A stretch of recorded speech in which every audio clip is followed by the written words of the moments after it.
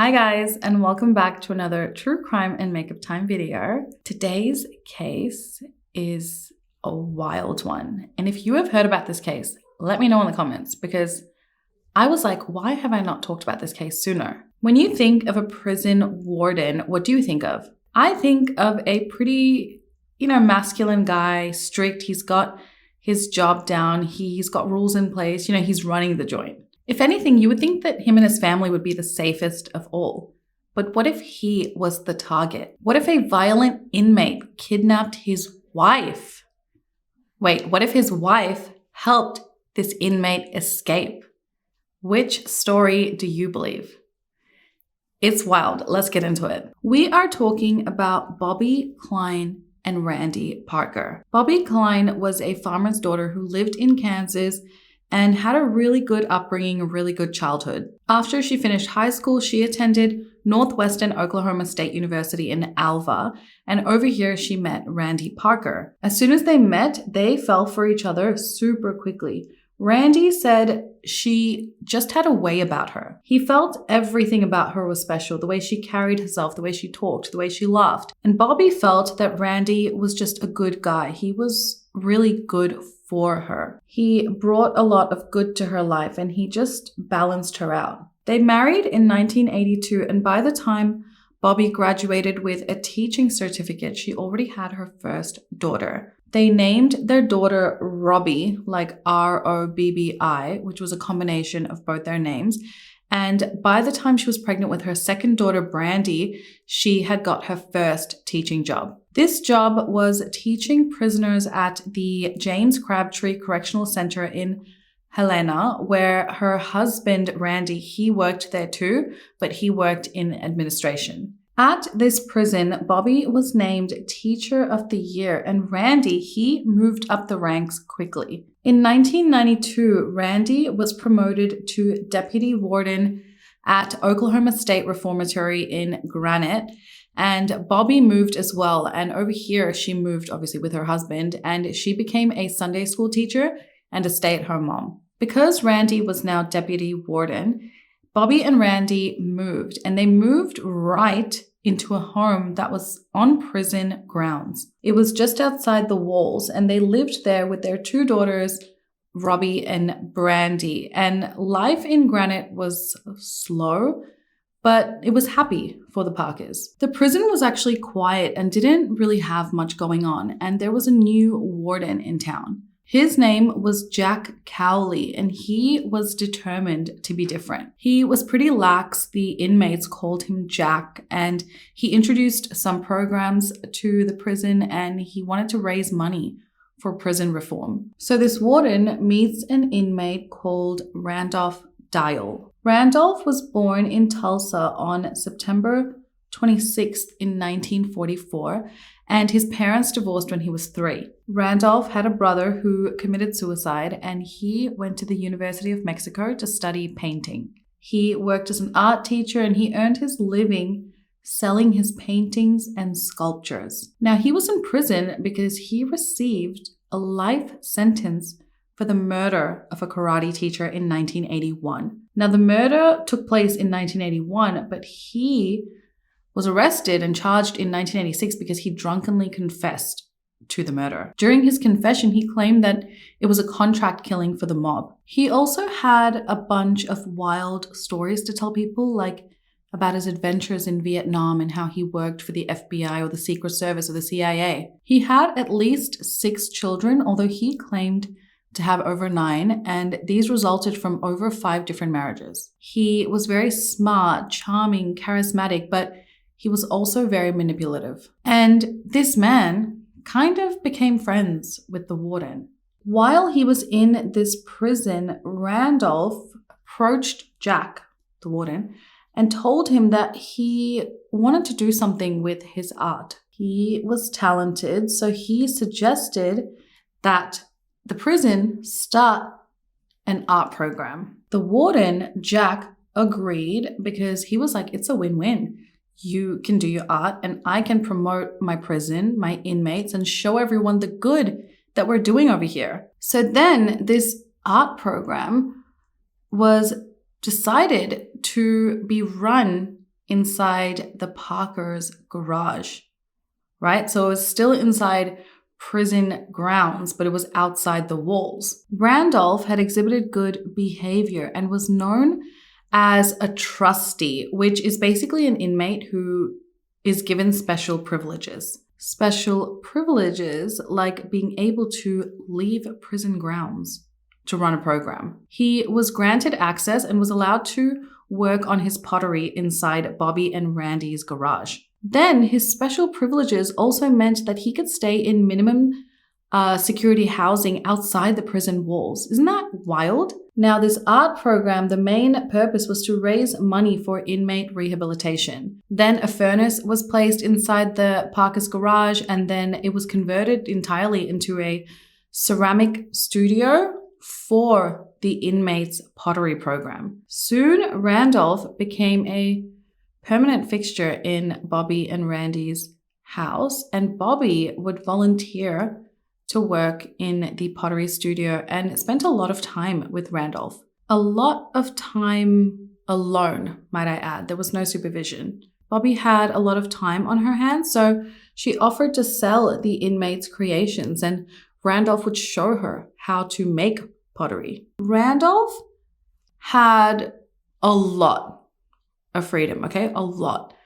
And despite him being a murderer, he was even allowed, with Jack, the warden's permission, to drive into town alone with Bobbi to meet with potential buyers and sellers. I'm not sure how Randy felt about this. I mean, to have a dangerous inmate so close to your wife and your kids just in your home. Now, before we move on to what happens next, you and I both know trustworthy or untrustworthy, someone who is meant to be imprisoned behind bars, getting this much freedom. What is he expected to be like? Is he really expected to think like, oh yeah, I know I can just kind of like escape any moment. I can just grab this car and just escape, but I won't because, prison's good. I like being here. No. And then the warden Jack, he implemented this new weekly closed circuit Friday commentary show, I guess, and he called it Tell It Like It Is. And he announced on this radio commentary show that soon a man by the name of Bruce Reed was going to be taking over this art program. What does this mean? This meant that Randolph's, lax living situation, no rules, doing what he wants, is going to end soon, and he is going to have to go back to the main prison. Now, this art program gave Randolph leeway to develop the program without abiding by prison rules and schedules and timings and living arrangements. I mean, who would want this to end if you're an inmate? On 30th August 1994, Randy leaves for work as usual to go to the prison, the main prison. And he sees Randolph in his garage, the studio, working as usual. When he returned home later that evening, he sees that Bobbi's not there. Randolph's gone as well, but he finds a note from Bobbi in the kitchen, and Bobbi writes on this note that she had gone shopping, so he didn't think anything of it. Later that evening, he's like, well, time's really passed, and Bobbi's still not home. But then he started to get a bit concerned and put two and two together. And he's like, hold up, Bobbi's not here and Randolph's not here. Then he thinks, okay, I haven't seen Randolph since that morning when I left for work. So he sends an officer to go and check on Randolph's living arrangements cell. This officer, he goes and checks on Randolph, and Randolph's not in there. Also, Bobbi's minivan is gone. Now, it could be assumed that he thought she took the minivan to go shopping, but then when he was like, both of them aren't here, like this isn't right. Later that night, Bobbi's mother receives a phone call. It was Bobbi. She called to pass a message on to her two daughters. She said, tell the girls I'll see them soon. Over the next few days, Bobbi makes 2 more calls to her mother, but she never calls Randy. A search was conducted, and then a few days later, they find Bobbi's minivan. It's abandoned in Wichita Falls, Texas. So they search the vehicle and they find it's empty, but then they find a pack of cigarettes which matched the same brand that Randolph smoked. And that was that. Thanks for watching, guys. I hope you enjoy. No, it's not. That's not it. Police now listed Bobbi as an endangered missing person and that she had been kidnapped and held against her will by this violent inmate, Randolph. She left behind her 2 daughters and her husband. And then after that, no one saw or heard from Bobbi or Randolph again until 11 years later. Almost 11 years later. On 4th April 2005, police received a tip from America's Most Wanted. A man in Texas called in believing he had recognized a face that he saw on the show. A wanted man. So the police were directed to Kamptee, Texas. And over here, they were directed to a mobile home on a rural chicken farm in the piney woods near the border of Louisiana. The police were armed and they forced their way inside this home. Inside the mobile home, they found a man. Outside the home nearby, mowing the grass, they found a woman near a chicken coop. Their names were Richard and Samantha Deal, aka Randolph Dial and Bobbi Parker. By the door to the mobile home, there was a loaded pistol as well as a shotgun leaning against the wall, but Randolph went with the police without any incident, without fighting. Bobbi and Randolph were found to be living under the aliases of Richard and Samantha and living together as husband and wife. But how?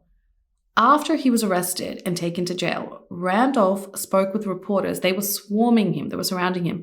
And he told them that in August 1994, when he kidnapped Bobbi, he did so at knife point and made his escape. He says he then brainwashed her into staying with him. They assumed this identity as husband and wife, and they moved around to many different Texas towns and cities before finally settling down on this rural chicken farm and in this mobile home. They had been there since the year 2000. Randolph claims he did this by constantly threatening Bobbi, threatening her family, threatening her kids, but he never actually did anything to harm her. And this theory was possibly supported by Randolph's ex-wife, Mary, who claims that Randolph made her unable to think for herself and tricked her into helping him commit the murder of that karate instructor in 1981. His ex-wife felt so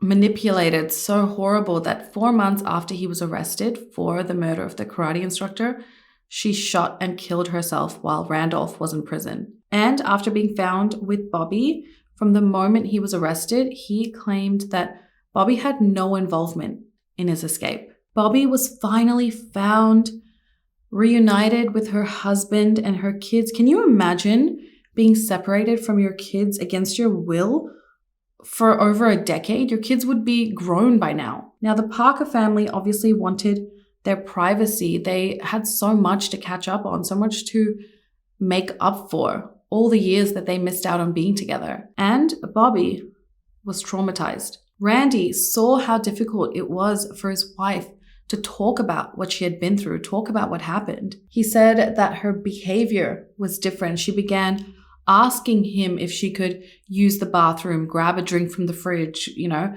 go eat something. She was asking for permission to do these things. While the police was conducting their investigation into Randolph's escape, Randolph was back in prison now. And when they searched that mobile home that Randolph and Bobbi lived in, they made some strange discoveries. They found condoms, sex toys, and numerous Valentine's Day cards that the two had written to each other. However, neighbors of this married couple, Samantha and Richard, Bobbi and Randolph, said that Bobbi always looked unhappy and that she was always looking over her shoulder. Randolph initially had a job working at the chicken farm, but his health was declining and soon he was unable to work. So Bobbi began working in his place at the chicken farm. Now, Bobbi was working in extremely hot conditions, doing manual laborious jobs,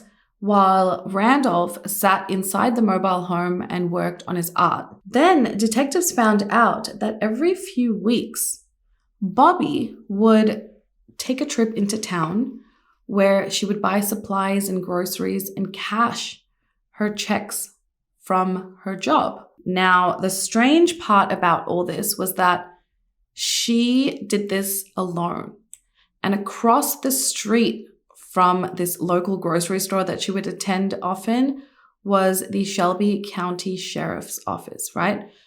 She had every opportunity to, number one, drive away, or if she was that afraid, go to the sheriff's office and let them know that she had been kidnapped. Then, due to his ailing health, Randolph had a heart attack and he was rushed to hospital. Now, again, Bobbi had her chance to escape, to run back to her family, but instead, she went to the hospital, stayed by Randolph's side, and wrote him a letter professing her love for him. Bobbi claimed that Randolph had a psychological hold over her, and this was also backed up by another woman who was forced by Randolph to accompany Bobbi on some of her errands, and this woman was actually a former high school teacher of Randolph's. And Bobbi and this woman, they came up with a plan to escape 3 times, but every time they tried, they just backed out. They were too scared. The Warden Jack's management style came into question because of this special treatment he gave Randolph, the lax treatment, allowing him to have his own schedule, own, hours. And this allowed him to escape and abduct a citizen within months of arriving in his prison. Some of the warden's employees made jokes about Warden Jack's hug a thug or hug a prisoner philosophy. In an interview shortly after his arrest, Randolph gave his version of what happened the day he escaped. And he said that he held Bobbi at knife point. And he said, "I was a hostage taker and will probably live to regret it. But now I don't. Doing a life sentence at my age, I wouldn't trade it for the past 10.5 years. And I mean, why would he? He was so much older at that point, and he got 10 years of freedom with a woman.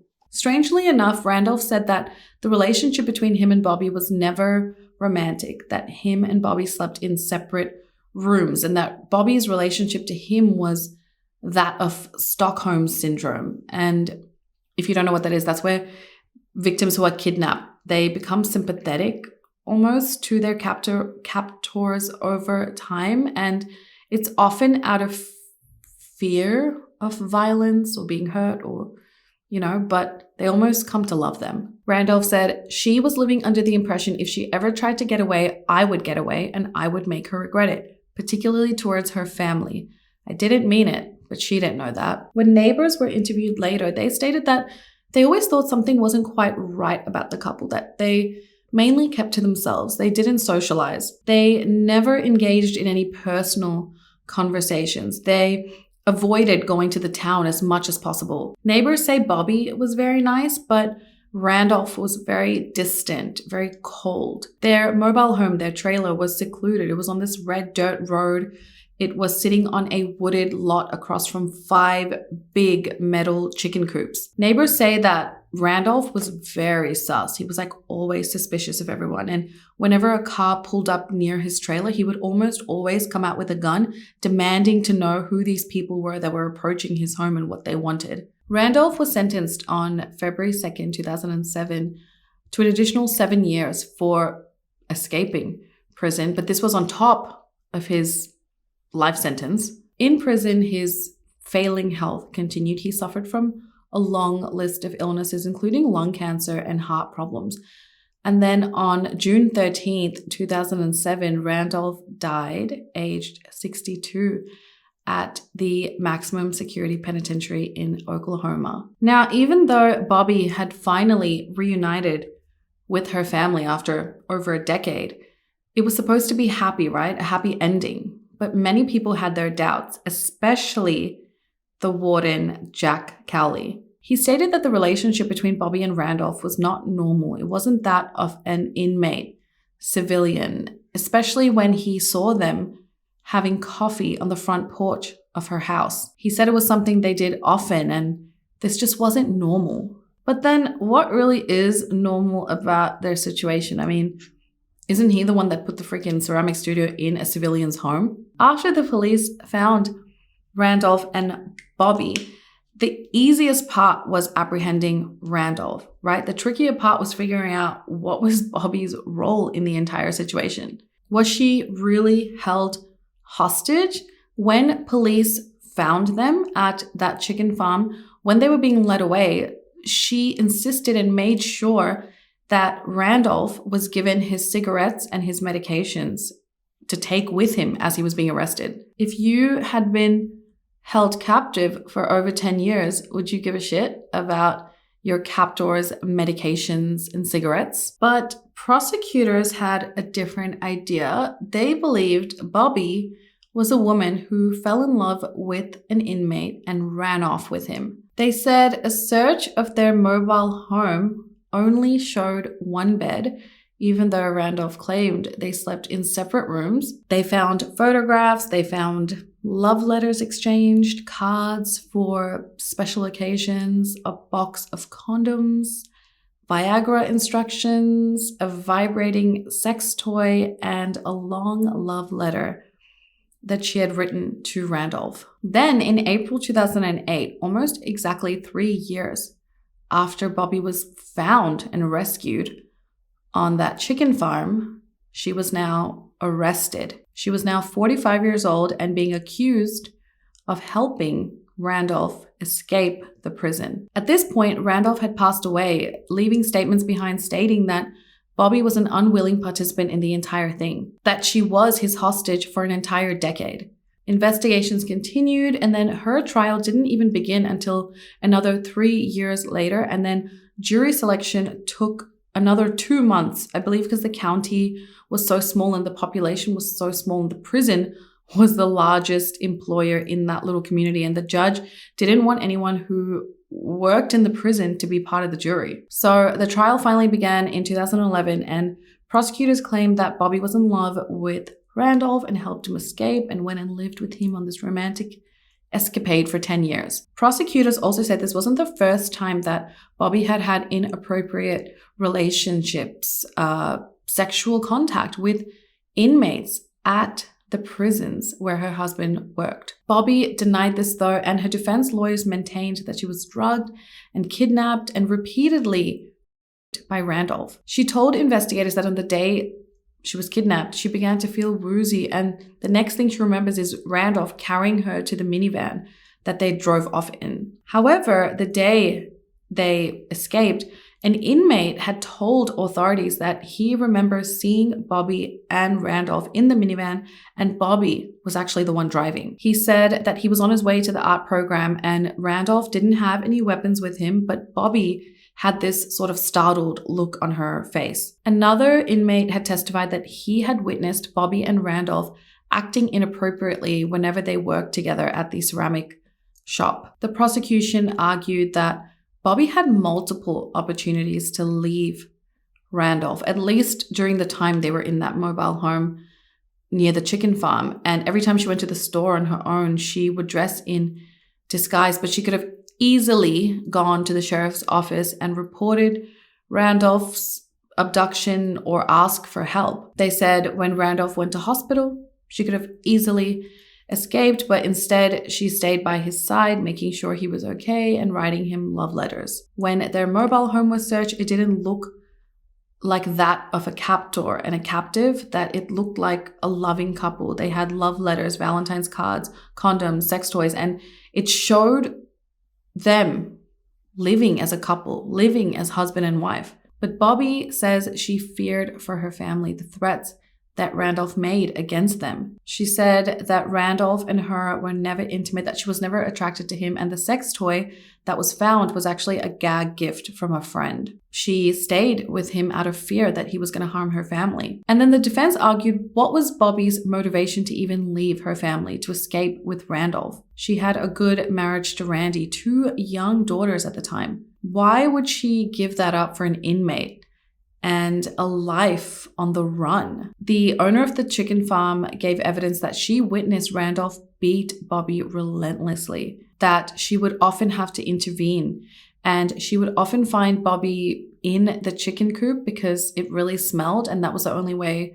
she could kind of have some peace because Randolph didn't like to go in there because of the smell. That whenever she would offer Bobbi help, Bobbi would say no because Randolph wouldn't like it. Whereas other people in the town thought Bobbi was full of it because they claimed you don't stay nowhere for 10 years if you can get away. Randy Parker struggled to hold it together for 10 years, being a single father, his wife disappearing. He had never given up hope though. In the 11 years that she was gone, he never remarried. He never even went on a date.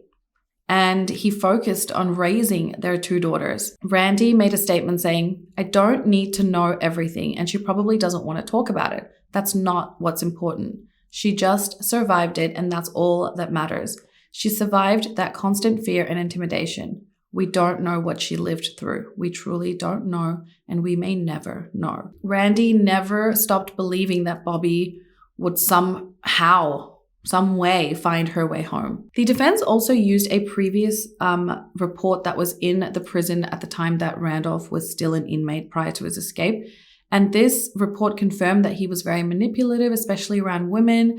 And with the freedom that he was given to roam the prison grounds, with the art program, to visit the studio inside the Parker's garage, to not abide by the prison rules, by the schedules, by the timings, that he could have very easily planned the escape on his own without Bobbi's help. And Randolph himself backed up Bobbi, right, stating that she was never involved in anything, but prosecutors felt that they had kind of made this pact that if they were ever found, that he would say he kidnapped her and held her hostage. And in a letter that he had written from prison, Randolph had written from prison, he said, I'll do anything to see her in the clear of all of this.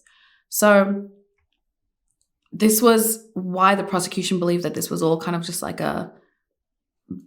they made a pact, to be like, if we ever get caught, say I kidnapped you. Randolph was never charged with kidnapping Bobbi prior to his death. Now, the charges that Bobbi was facing could have bought her another 10 years in prison. The day the verdict was to be handed out, the courtroom was full.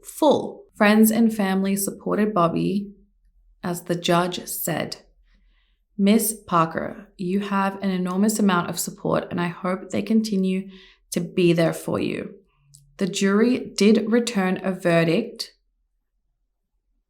of guilty and suggested just 1/10 of the maximum sentence available to them. So the maximum sentence was 10 years, and they wanted her to serve 1/10. In the end, Bobbi was sentenced to 1 year in prison for aiding in the escape of Randolph Dial and served 6 months before being released on April 6th, 2012. This case, guys, I don't know. There are so many different conflicting witness accounts and statements. What do you guys believe? In my opinion, why would a woman happily married with 2 young children leave all of that for a man with no future? An older man whose health was deteriorating. I don't know if he was ill prior to the escape, but he was definitely older, right? So I believe he was 50 when he kidnapped her, they escaped, and she was like 30, 31.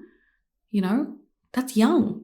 Why would you go with a 50-year-old when you have 2 young children? And I think most regular women, like moms, most regular people, you're not going to leave your kids, And there were no signs of Bobbi being unhappy being a mom, being unhappy in the marriage. That's young to give up everything and run away with this man and live a crappy life in a chicken farm, picking up poop, you know? I mean, but if they were in love, that's a whole different story. Also, it is hard to deny her multiple chances to escape. I mean, if she was held captive, especially with his health conditions, even if she was scared of him, if she had so many different chances to let someone know. And if she did drive, like if she did escape when she went on those grocery runs, I looked it up. It took like 4 to 6 hours driving from Shelby County to get back to Oklahoma. So by the time Randolph realized she was missing, didn't return home from the grocery store, Bobbi could have been in protective custody. Like she could have been halfway across wherever, and, she could have made it. I don't know. What do you guys think? I think there are so many ways to dissect this case, but we'll never really know. Hey, thanks so much for watching, guys. I hope you enjoyed today's video, and I will see you in the next one. Besitos. Bye.